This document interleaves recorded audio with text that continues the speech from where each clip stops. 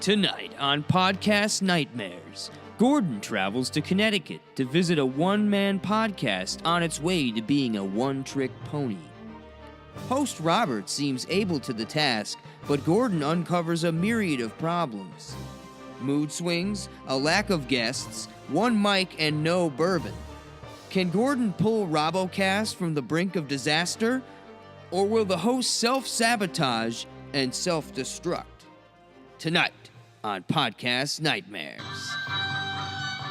Hi, how you doing? Hi, Chef. See you. Hi. Now, how do you start the show? Usually by saying... Let me listen to your introduction. Oh, okay. It's bullshit! All right. Hey, listen to me, big boy, okay? Listen to me. What? Don't you get fucking smart with me, I'm for not. shitface! Get over here now! Don't yell at Don't me. leave! Robbo! Okay. Listen, this is your live stream, mate, Okay. and I'm here to help you. Thank you. You can do it, mate. I will. But first, you have to unfuck your ass. Okay. Don't you fucking interrupt me! Okay. Come over here. All right. If you would listen to me for 1 second. I'm trying. We have brand new Audio-Technica microphone for you, okay? Thank you. Where are your guests? You don't have any guests, I big don't. boy. Here are your guests, Oh, wow. okay? Pull your socks up. I will. Fresh new lineup, Thank you. ready to start. Oh, it's amazing. It's like a brand new show. It is. All for you. Thank you. Here you go. Thanks. Succeed. I will. Thank you, Chef Ramsay. You wake up and you're like, ah, ooh, I got him. And your son just smiles at you. And he's just, he's so happy to see you. I'm a little fired up today because I read some shitty news in the Current about the Koitstinen family. Former police officer Michael Koitstinen and his father,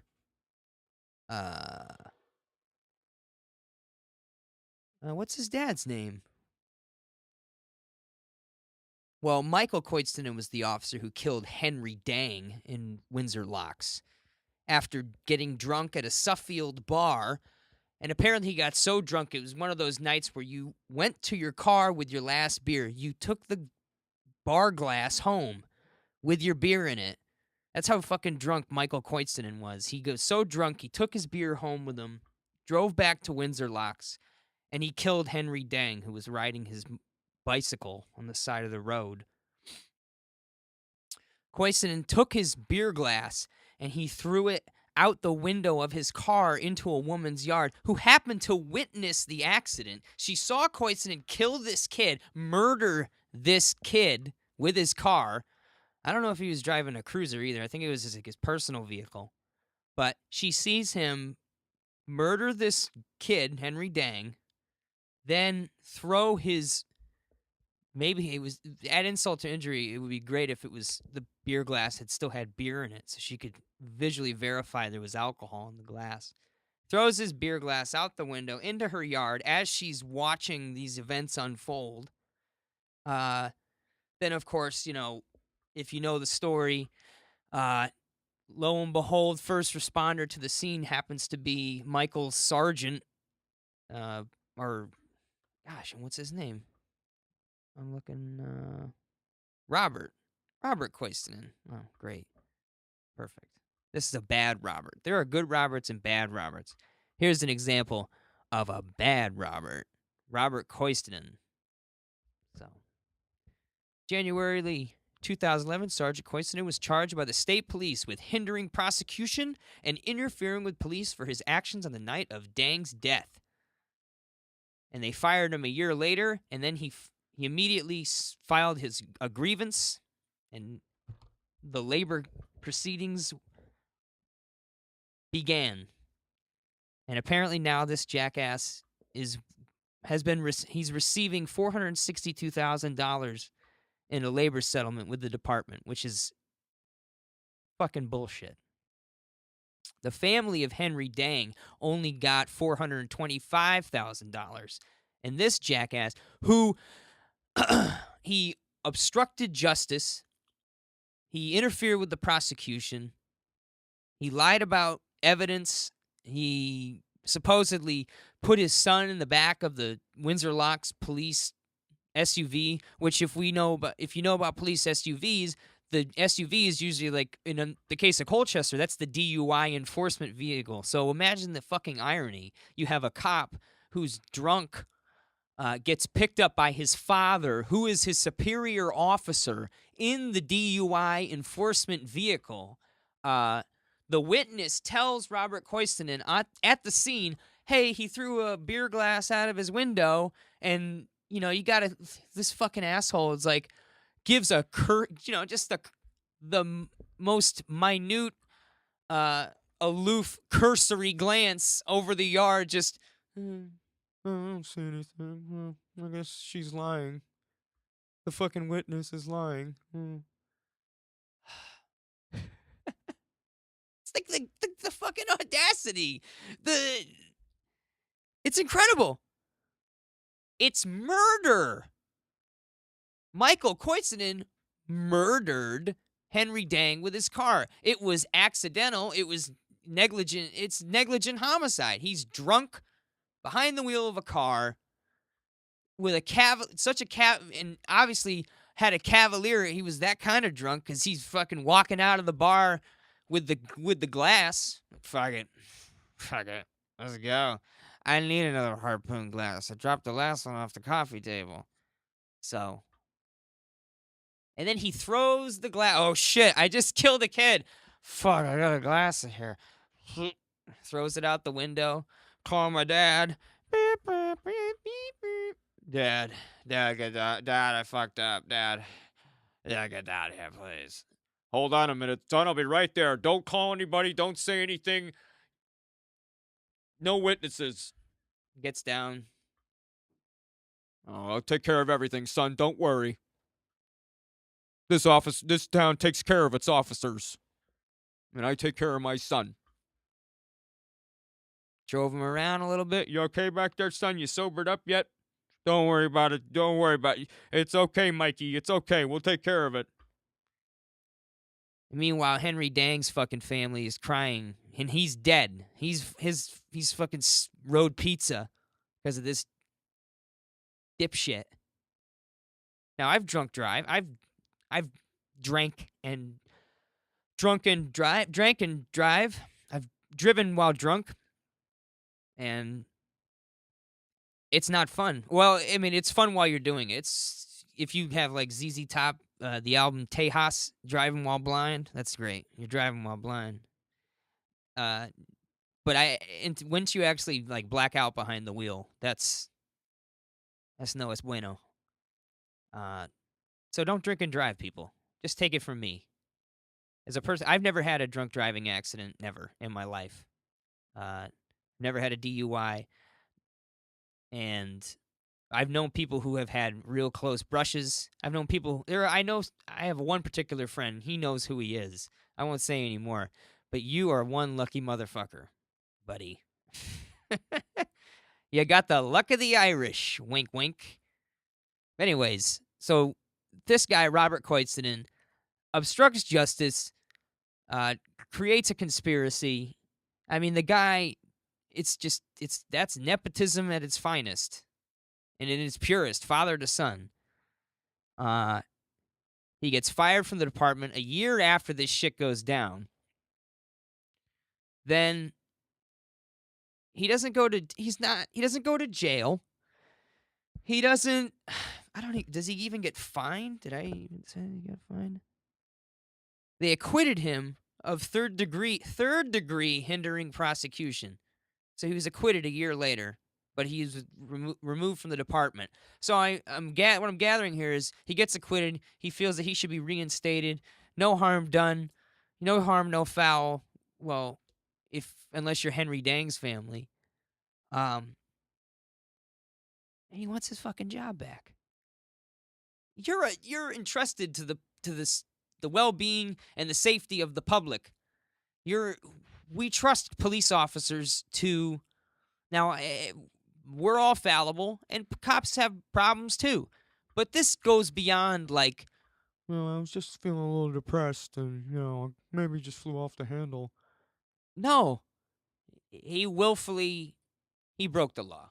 He broke the law, and there should be a harsher penalty for that. And namely, it should definitely not include giving him $462,000.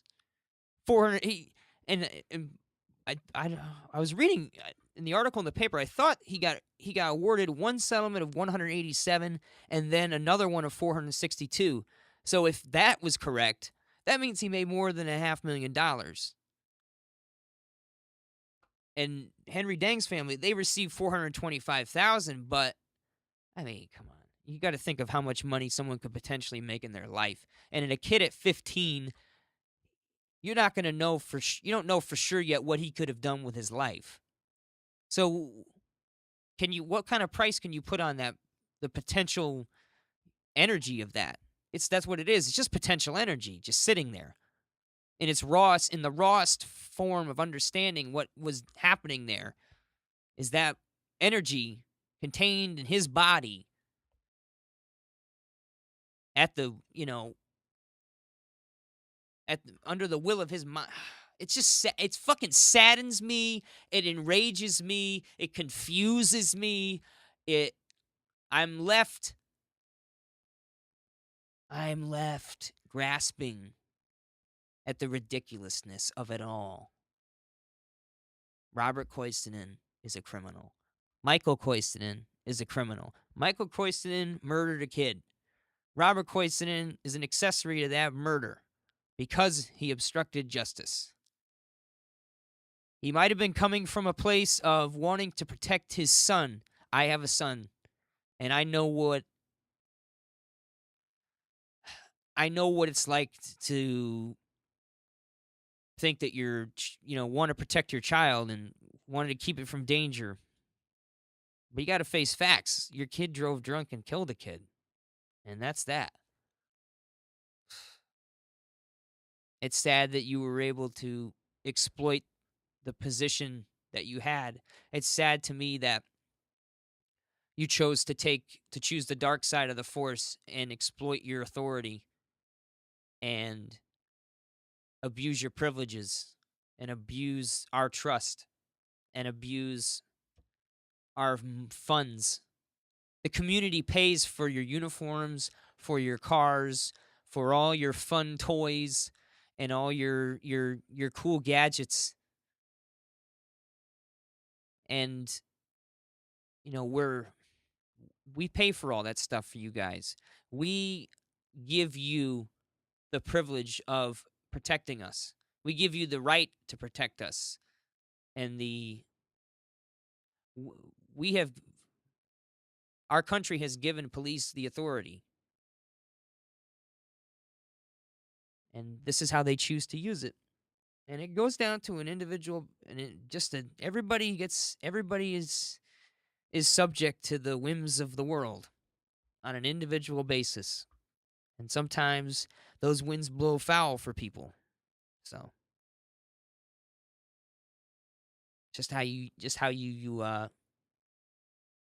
what voice you choose to listen to. You're going to listen to the devil on your shoulder or the angel, I suppose. Yeah. But that just got me really ticked off today, that even that kind of money is just getting thrown around for just a shitbag. Just a shitbag guy who abused his power and authority, I've been listening to a lot of the history of England with David Crowther. He's the narrator, and it's good. It gives me I'm educating myself on a period of history that I have a lot of passion for, medieval times, and it's helping me just learn more about that world. And on one hand, it's kind of a brain blaster. It's sort of, you either have to focus in on it and listen to what he's saying, or you're going to slip away because it's heavy stuff. So when I do kind of get on that groove and stay with it, I learned so much. And in those days, if you were a bad sheriff, you just you didn't come back from tax collecting. You'd go out through the Shire, and they'd find you in a ditch. So, you got thrown from your horse. What a pity. Or you'd get fucking reported to the Earl, and then you'd get a knife, you get stabbed or hung, or and if you did some shady shit and you got on the wrong side of somebody, there was it was more equal back then. I'm not saying that we all should have what the police have, maybe just scale it back a bit. But that's a whole other issue. That's a whole other fucking can of worms that I'm not going to get into. I shouldn't have even dipped my toes in it there. But yeah, justice needs to be done, and that doesn't involve $425 or $462,000. Jackass. Any hoozle. I just took a sip from the wrong beer. I had a nice cold Miller, and there was another Miller can on the table, and it was both of them they're both low, but I grabbed the wrong one, so it was a nice flat, warm Miller Lite. Real smooth. So last night I went to Dave & Buster's for the first time. That place is amazing. It was in Buckland Hills, so we were coming down 84. Oh, this was great. This is so great. We had this really nice drive to Manchester yesterday. So we got on 84, and of course it was around 5:30 or so. So it was just a shitstorm. So we merged on. We had 3 people in the car, so we made our way over to the Hove lane, which is just a fucking godsend. I'm so glad we still have the Hove lane. It was just smooth sailing after that. See you later, bitches. Everybody was just bumper to bumper, brake lights, and we just got this nice open lane straight to Dave and B's. So we're driving along, we're bullshitting. I'm looking around. I mean, I'm watching the road, but there was a bridge coming up, and there was a bunch of graffiti on it. So I was looking at the graffiti, and my buddy Stig all of a sudden just go, whoa, whoa, whoa, whoa, whoa, whoa, whoa. And I kind of was like, what? And I look up ahead, and there's this Prius just careening off the highway through the divot. Brake lights going off, a little bit of dust kicked up and whatnot, coming over, getting into the Hove lane. Just total reckless move. Didn't use the proper channels to get onto just cut right across. Just fuck it, GTA style, and just any road is good road. Came right into the Hove lane, got in front of us. It's a fucking Prius, too, with an Apple sticker, and I'm proud of my honor student, and a fucking Walt Life. And it's Walt Disney, so it was like Walt Disney's first name, and then the Mickey Mouse symbol, and then Life, so Walt Life. So that's what you do when you live in Walt Life. You just, any road is good road. I'm going where I need to go. Stay out of my way. Sounds like the Disney Corporation. And she has this this license plate, Save the Sound license plate, but the number is what's important. It's S87. So I'm not sure. This is right away. I was like, she's a fucking state representative. She's a Congress. What? And I was like, God, you can't fucking do that. Like, there it is. There's Peter Russo right in front of me, just doing whatever you want to do. I was really pissed off. I wanted to get close up on this person. I'm saying it was, I don't know if it was a woman or it was a man, but they had a busted taillight. They cut off into the Hove lane. They may or may not be state representative. So I was super pissed off. I was trying to get as close as I could. This person was like flying, and they were riding the ass of the guy in front of him, who was way up there. So this person was like, had sped up, knew that, because this was like practically right in front of us, maybe like 30 or 40 feet in front of us when they crossed into the lane, and they like went right ahead of us, or, sped up. So we finally like got caught up to this person with their Walt Life. I said before it was like the Walt Life bumper sticker, but and I was just like, oh yeah, you fucking piece of shit, you congressman. Like, I'm gonna report you, because that's what I remember my mom telling me about that. Like, if you see somebody behaving badly who's a member of government with one of their government license plates, you can file reports on that and get him in trouble. So I don't think I'm gonna. No, maybe I'll look into it. Cause fuck him. Kid, hey, if I gotta be subject to the rules of the road, so do you. That's bullshit. You know, while we're on the subject of inequalities and justice and that sort of thing. But anyways, we make our way around the bend of 84, and you can see the beginning of, you can see Buckland Hills in the distance, this plateau of Buckland Hills. And you see this, I saw this orange glow off to the, kind of on the left at the top of the hill, and that's it. That's Dave and Buster's? Yep. It's this orange halo around this building like the size of a movie theater at the top of this plateau of capitalism. So it's like the high fortress of excess right up there. That's what Buckland Hills sort of is. It's like this fortress of capitalism. All these businesses are like on these redoubts carved out of the rock, these parking lots that are on these little rock landings carved out of this beautiful like red sandstone in Manchester. I remember how cool it was when I was a kid. I couldn't believe that there was rocks that were that color. I thought there were definitely going to be dinosaurs in and or around that area. But well, there are in Rocky Hill Dinosaur State Park. But so we got to get Dave and Buster's. Walked inside of this adult Chuck E. Cheese, and I saw a lot of kids running around, which I was really surprised about because I thought whenever I see Dave and Buster's commercials, it's always marketed to adults. It's like come and play with your friends and adults drinking and playing games, and it's a softer kind of gambling. It's still a money racket for sure. And if you play games and you do well at Dave and Buster's, you can get food. So if you're good at games, you can just go there and you pay to play, but then you're going to get food. So they'll feed you for playing their expensive games. So we get inside. He goes, "Hey, you guys here for the meet and greet?" Yep. He said, "All right, get in line." So they have this big arcade room, and they have the whole back wall is all lined with games, and the side wall. And it's just a line of people like stretching around the very same wall in front of these games. So we find the end of the line. It's over by this game, Down the Clown, and the classic arcade staple, the basketball shootout, head-to-head basketball shootout. There's the Buck Hunter game, of course, always. I can also see a Terminator shooter, an Alien shooter, and the, perennial House of the Dead 2, made in 2000, still looking like shit. Still looking stupid. House of the Dead 2. I just don't like that game. I think it's stupid. It looks like crap. Should just get rid of it. It looks terrible. See, that's like when you find like Area 51 still out there. You're like, man, this game is still kicking around. They also had DDR, which we'll get to in a minute.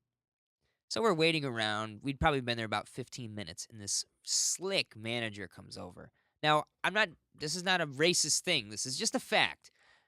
Black guys, Latino guys, when you're in a position of authority, or your job requires you to look good, or you just have to look good, or you want to look good, when you look good, you look good. This guy was like on fleek. Suit, he had the suit, three-piece suit, cravat, right? The little cloth in your pocket, studs, diamond studs. He might have had a fake mole. Certainly had a tie clip, gold tie clip. Haircut well done. Nice little side part, edged up, looking fresh. So, excuse me, guys, gonna part the car. Hey, everybody, can you guys move back here for a minute, man? Move back. Like, all right, this guy's manager. He's taking care of business. He's clearing some space for his customers because they want to play a game, and he's taking care of things. So I had respect for this guy. I got respect for his dress. I got respect for his management style. Parts the crowd. Then I see who he's parting it for. Kind of a middle height, thin guy, bald. Not bald, shaved head. Looks a lot like my dad. Tan skin. Looked a lot like my dad. I was kind of taken aback. He's just wearing a green button-up shirt and some jeans. I think it was like jeans or chinos or something, whatever. And then just a kid with a shirt, t-shirt, whatever. Normal clothes. Just two dudes. Started playing the basketball game. I was like, oh, that's nice. They start playing. I kind of look at the guy. I was like, that guy, something's off. And I just felt that. You feel that energy. You never just kind of feel like something's in the air and you start looking around and other people are like looking around and kind of have the mongoose effect. Like everyone's just kind of like, huh? What? And then I start noticing some phones are out. I'm like, why are people filming? What is this? And then the manager's just like kind of chilling, like, yeah, I'm chilling with these guys. Kind of looking like self satisfied, like kind of hanging off to the side. And then I looked at the guy again. It was playing. I was like, holy shit, that's Hoist Gracie. I turned to my friend Sue and said, yeah, that's Hoist Gracie. And he says, that's not Hoist Gracie. And he looks, he's like, that's Hoist Gracie. Like, yeah. So there he was, right there, 5 feet away from me playing basketball shootout with his son. They put their coins in, get their balls, game starts. Son beats Hoist Gracie. Hoist is like, No, no, no, no, no, no, no. Let's do it again. Let's do it again. so they start again. And this time, Hoist kicks his son's ass. Beats him every round. The last round, he beat his kid like 43-18. And it's like, first it's 2-pointers, and then the basket moves back, and you make 3-pointers. And he just buckets 3-pointers. It was just like 6 in a row. It's just like bam, bam, bam, bam, bam. Just fucking sinking basket after basket. Just whooped the shit out of his kid. No gloating afterwards. Just, well, yeah, just a little, friendly, joking and jibbing or whatever. And then he goes over to the Buck Hunter game. And that was the real treat, because now I can see Hoist's face. I'm looking in Hoist Gracie's eyes, and I'm watching him play this Buck Hunter game. And I know what I'm seeing is his killer. He's got his killer instinct on. I saw Hoist Gracie's war face. It was crazy. When you're playing games like that, you're playing a shooter, or you're playing paintball, or you're doing martial arts, or you're doing combat and LARP, or you're doing just fighting with anybody. If you're a man and you're trying to win and you're trying to beat the challenge ahead of you, you focus and you put your fucking war face on. And that's what I got to see. I didn't even get to see what he was scoring. I didn't even know if he was hitting what he was shooting at. I got to see Hoist Gracie's face. I got to see his fucking game face, his killer face. And it was amazing to me. There was no emotion to it. It was just a serious intensity. He was intense, very serious, very intense, and completely calm. Just tranquil, relaxed. And I don't know, maybe he's got Buck Hunter at home. Maybe this is old hat to him. Or maybe he's Hoist Gracie. So I wasn't watching. And the other part of this, too, which is amazing to me as a father, was that I wasn't watching. It wasn't like later on I got to meet Hoist as Hoist Gracie, the celebrity, getting his autographed picture. But I got to see Hoist Gracie as the father, just chilling with his kid. And it was a beautiful thing. It was just, it's nice to see that side of a man. It's nice to see Hoist as just, hey, can you guys make some room? I want to play a game with my son. He thinks he can beat me in basketball. He doesn't know how good my finger roll is, because he definitely had a good finger roll. It's just nothing but net.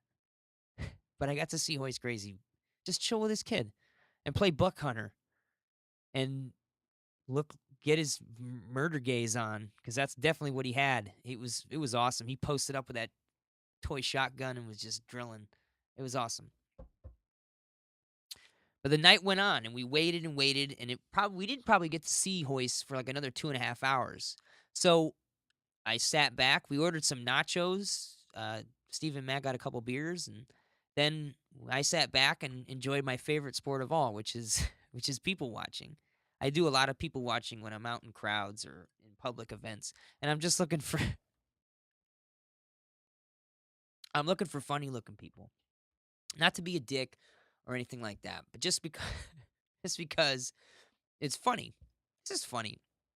I have a mild body dysmorphia. Everybody out there has body dysmorphia in some way. So, when you see somebody goofy, you laugh. You should. Just laugh. Anyways, what I noticed, a lot of beards, a lot of dudes with beards, and that's to be expected. It's MMA, and there's a lot of dudes, and a lot of dudes like wearing beards, so there's going to be some beards. Also, a lot of scarves. I was really surprised at how many scarves there were around. All different types. I saw a couple sports scarves. One guy in particular really caught my eye. He was kind of a bigger dude, Size, height wise, he was tall, but he had a bomber jacket on with a real like good Zach Galifianakis Civil War general beard going, and he had like the really Civil War part was definitely he had like this George Pickett style mustache. He looked very snazzy, facial hair wise. He looked very hirsute. But he had this like long over like one of those oversized girls scarves, like it's just kind of fluffy and ridiculous.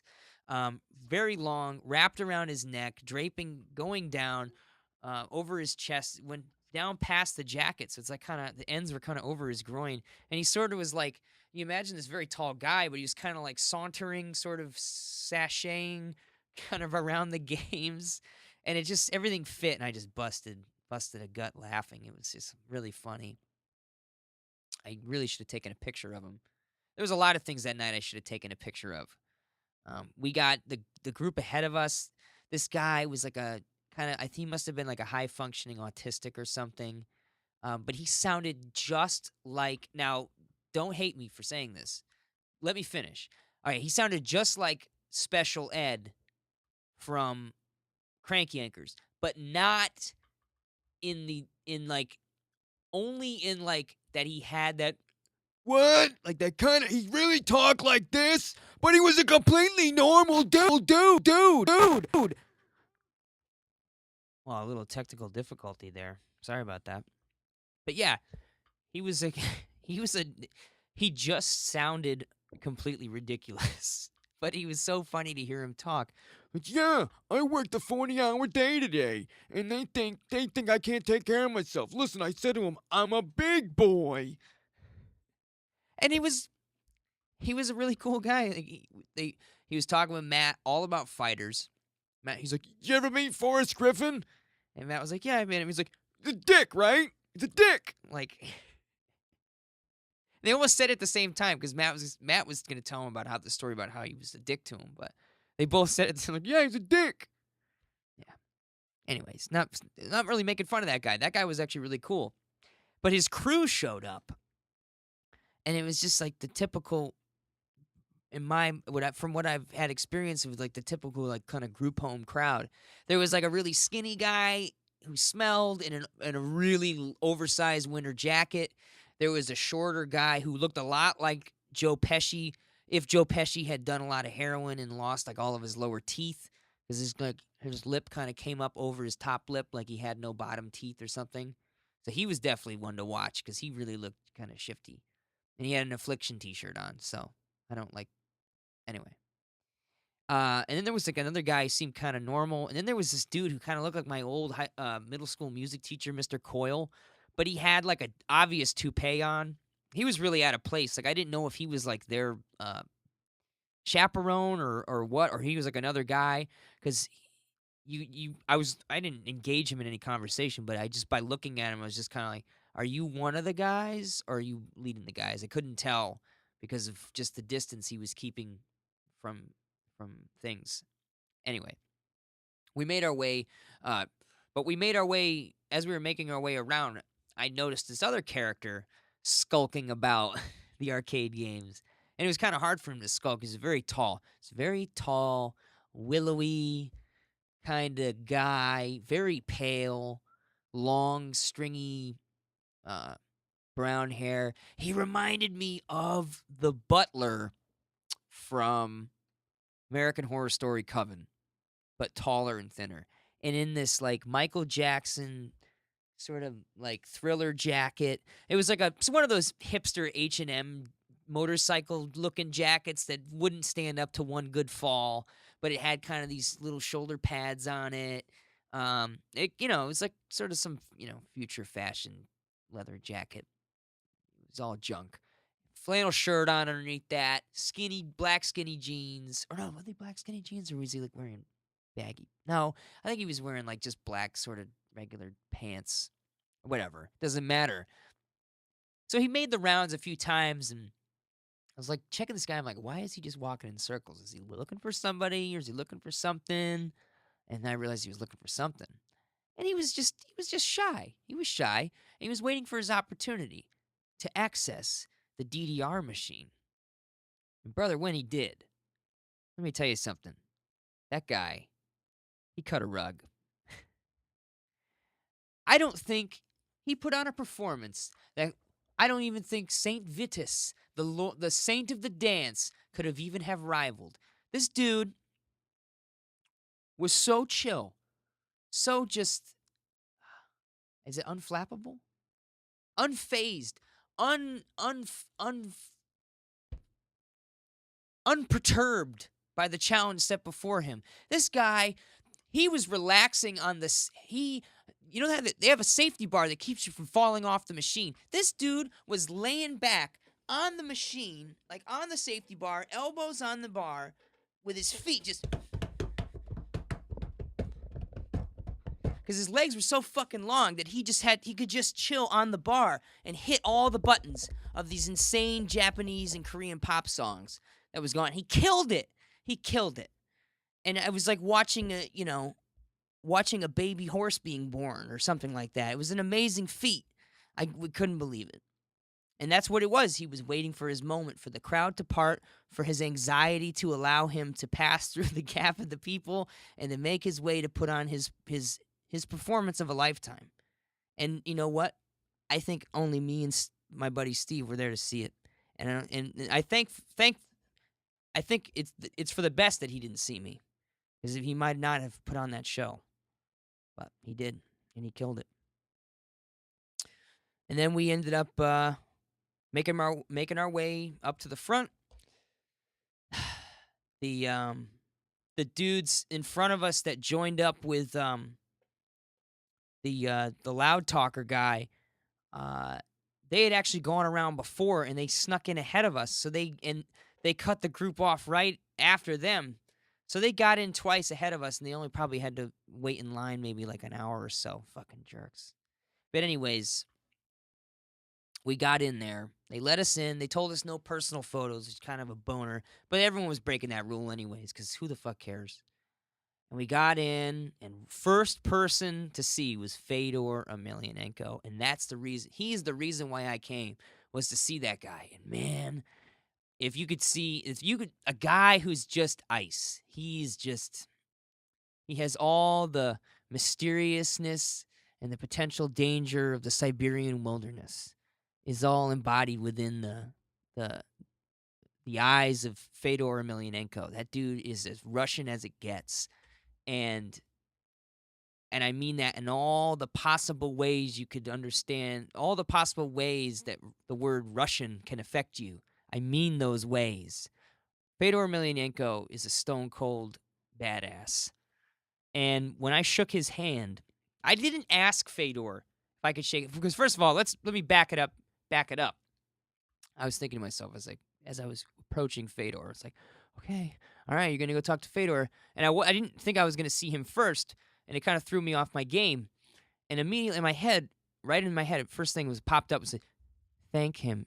Say thank you in Russian. When you get his autograph, thank him in Russian. And I was like, okay, Russian, thank you, spasiba.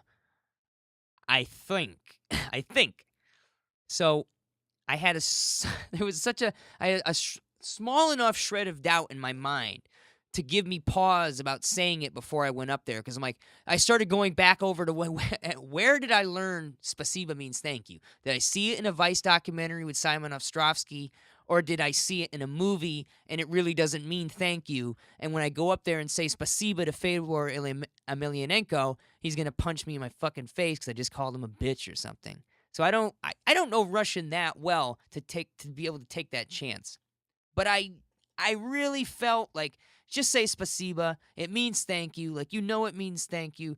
Go off your men who stare at goats. Take the first instinct. Don't second guess yourself. Be that warrior of the mind. Use that sword of knowledge and cut through that fear. Just take the chance. And it was really cool. So I got up there.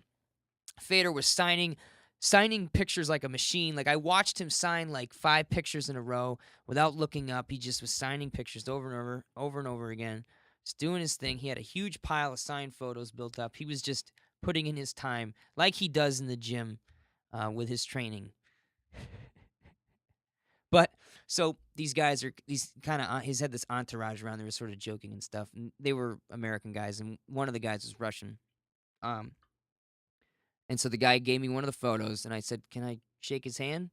And Fedor understood what I said because he just brought his hand up and he looked at me, and we locked eyes, and I shook his hand, and friends, it was like shaking the hand of Conan. It was like shaking hands with a golem. Something like, or the Thing from Fantastic Four. This guy, I shook hands with something that kills. It was like shaking a bear's paw or a lion. This was something else. The experience I got was like, okay, so if you have sex with a person, then you've had supposedly, according to health class, you've had sex with everybody they've ever had sex with, and they vice versa. So going off of that logic, I just punched the face of everybody that Fedor Emelianenko has ever punched. By touching his hand, I've touched every hand that has ever touched his hand, and I've touched every face that his fist has ever slammed into. And that to me gave me such like a jolt, such an energy charge from just even meeting Fedor. And to be able to, that guy's grip was so fucking solid. It was made out of rock.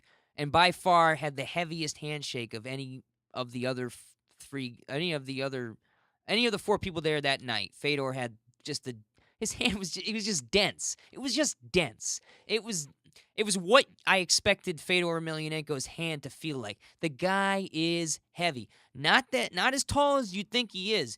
He was probably like, I guess he's like probably 6'1" or 6'2", maybe. The guy is just dense. Anyway, next person in line was Ken Shamrock. And Ken Shamrock's 51 years old, and he just looks he looks the same as he looked. He's still like the same amount of jacked as he was in the 90s, and he always looks like he's just was at the gym. Always wearing athletic clothes and stuff, but when he just looks grayer and a little wrinklier. Man, it was so cool to meet Ken Shamrock and like shake his hand too. Another guy would just like, you could tell these are the hands of a fighter, But he was real cool. I told him, man, I've been watching you forever. Like, this is so awesome to meet you. And, I moved along. As my first go at meeting MMA stars and stuff, I didn't take any pictures. I just took the signed photo they had and just be able to meet them and shake their hand and be glad I didn't have to pay any money to do this. And so I saw Ken Shamrock, and then come over to Hoist Gracie. And Hoist Gracie's, he's not by his table. He's just kind of out. I don't know what he was doing. He was joking around with somebody and came over and was like, I shook his hand. And man, he had such like a, now I'm not saying he gave me a weak handshake, because I'm not going to say Hoist Gracie gave me a weak handshake, but Hoist Gracie's hands were so much more like, Fedor's hands, it's iron, all right? He had a fucking iron grip. Ken Shamrock, that's the same. Ken Shamrock's hands were like, it was like shaking hands with like a stonemason or something, But he still had a little give there. There was some give. But like Hoist Gracie's hands, it was like, that's what a jiu-jitsu guy's hands would feel like. It was like, hey, shaking hands is like a spider or something. It felt like he had this very flexible hand to him. There's like kind of an innate litheness, a flexibility about Hoist Gracie when I met him. It was really cool. Like, he was definitely the jiu-jitsu guy of the bunch. Of course, obviously, Hoist Gracie is the fucking jiu-jitsu guy. But, he was really cool. He was real smooth. I was like, man, you're a legend. And he's like, I know. He's like, but I used to fight, we used to fight for free, and now we're getting paid. This is the greatest job in the world. I was like, yeah, I'll keep watching. And I had nothing cool to say to these guys. And last was Tito. And man, Tito was huge. He was so tall. I was really surprised at how fucking tall this guy was. And that's really what took me back. But Tito had no pictures signed. He's like, hey, what's up, man? He's like, you got something for me to sign? I was like, no, I was going to take one of your photos. He's like, oh, all right, well. And he like started signing. I was like, yeah, you're great. He's like, yeah, man, thanks for your support, man. And he like handed me the photo. I was like, all right, like handshake. He's like, oh yeah, sure, yeah, all right. Well, yeah, thanks for coming out. I was like, all right, cool. And I don't know, I in my head I wanted to say more to him, but I just was kind of taken flat-footed by him not having a photo for me. But I guess that's the game. Yeah. But yeah, that was my great night of meeting MMA stars. Thanks for sitting through that shit. I'm gonna take a break. Play some music for y'all.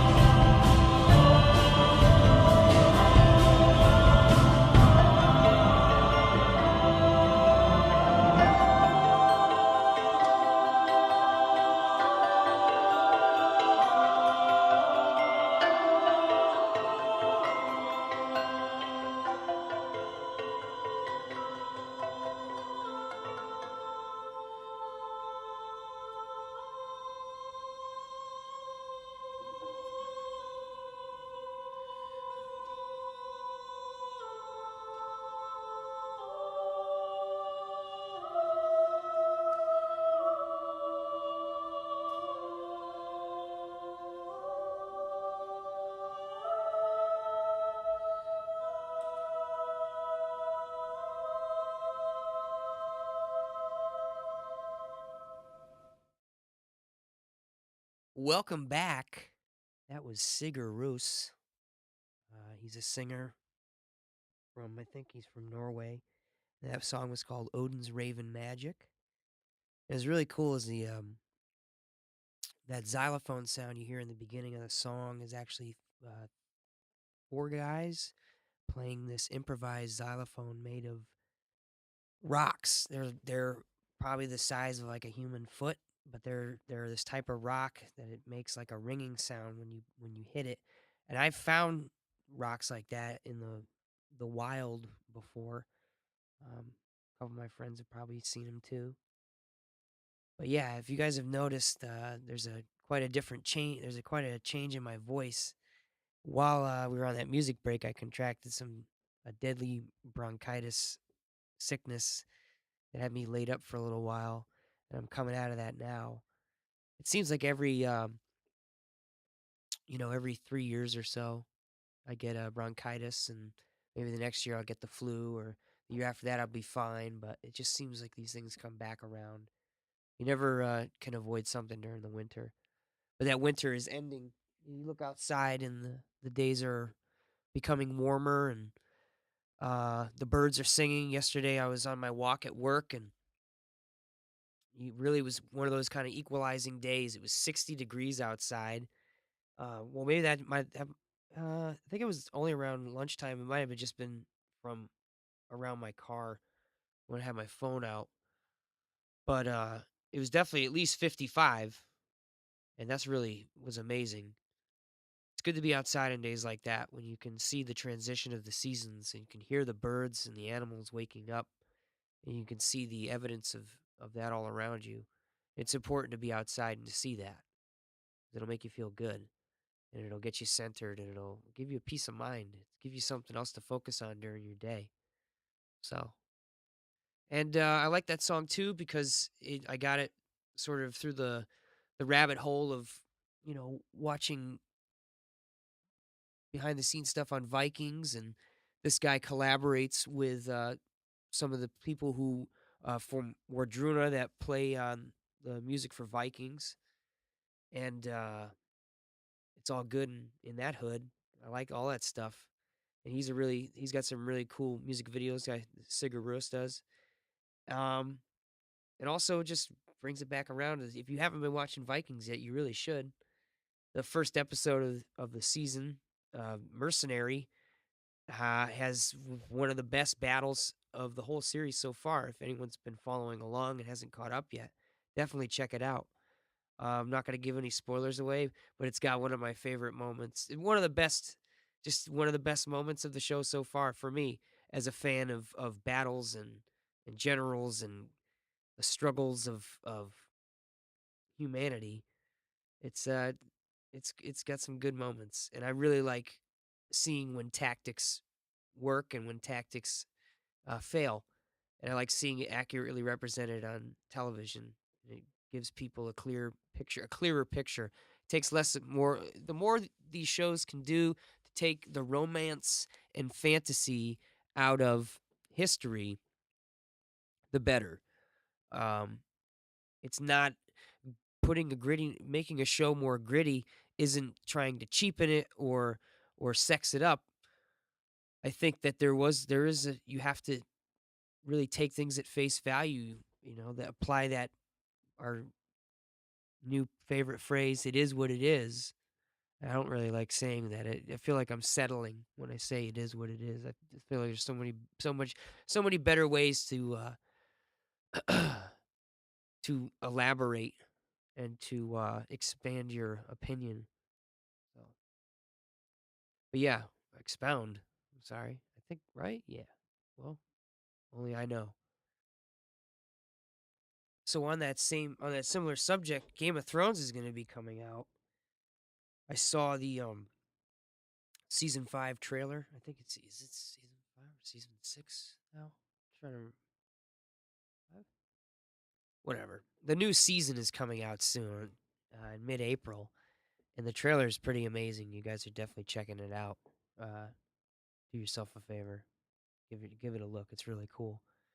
But that kind of show is another one where those books, portray a grittier side of fantasy. One I saw this on Reddit, and he put it so succinctly that I love it. It's my favorite way to describe Game of Thrones to people. And I apologize to this fella that I've co-opted it into my own uh, lexicon. What? What does that mean? You back that up. All right. So I'm gonna use this. I'm gonna use this guy's phrase. The way he puts Game of Thrones is like this. Game of Thrones starts off with a guy who it's it's the end of this. It's what happens after the storybook ends.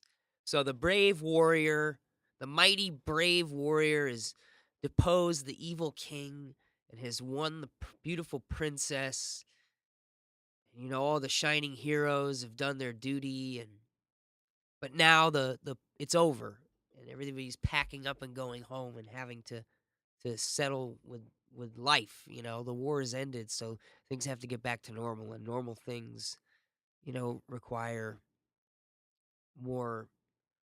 There's more basic needs at hand.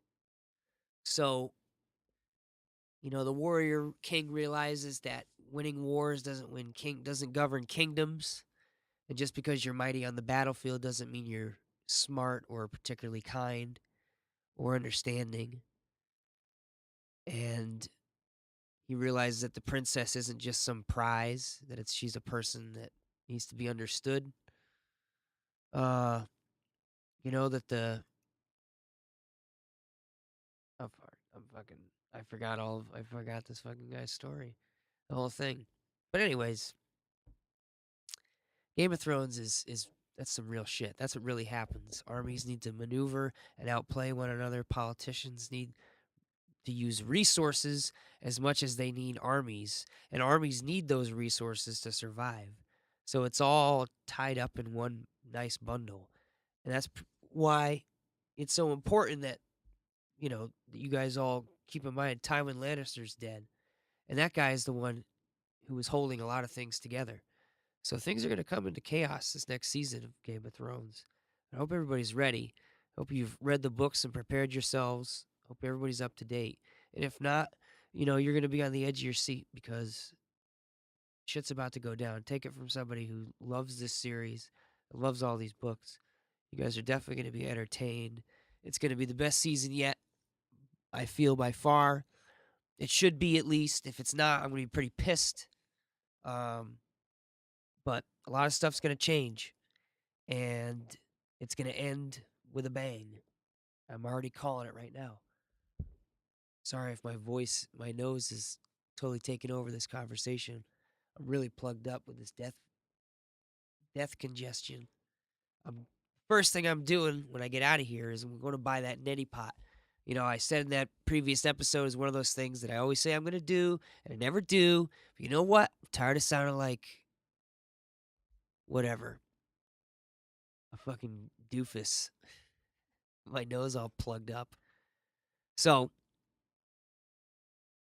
let's finish this show off with a prayer.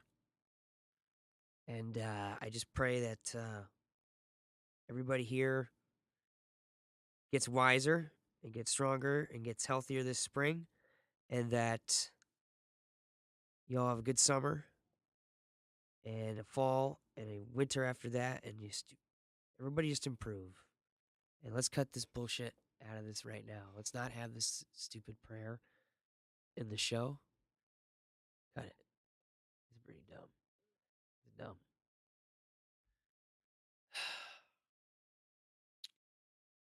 Can't think of anything cool to say to end the show. So I'll say this. Sleep is very important. I've learned that the past few days. Get some rest. If you feel like shit, take a nap. Have a good week. I'm going to leave the show with a monologue from one of my favorite Shakespeare villains, Aaron the Moor. For those of you who have seen or have read Titus Andronicus, you'll know what this speech is. Don't let this freak you out if you're about to go to bed. But this is the original gritty villain. Good night. Even now, I curse the day. And yet I think few come within the compass of my curse, wherein I did not some notorious ill as kill a man, or else devise his death. Rather chamade or plot the way to do it. Accuse some innocent and forswear myself. Make poor men's cattle break their necks. Set fire on barns and haystacks in the night and bid the owners quench them with their tears. Oft have I digged up dead men from their graves and set them upright at their dear friends' doors, even when their sorrows almost was forgot. And on their skins, as on the barks of trees, have with my knife carved in Roman letters, "Let not thy sorrow die, though I am dead."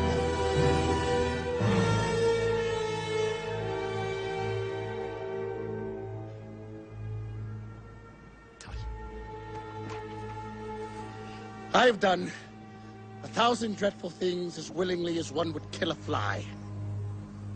And nothing grieves me heartily indeed, but that I cannot do 10,000 more.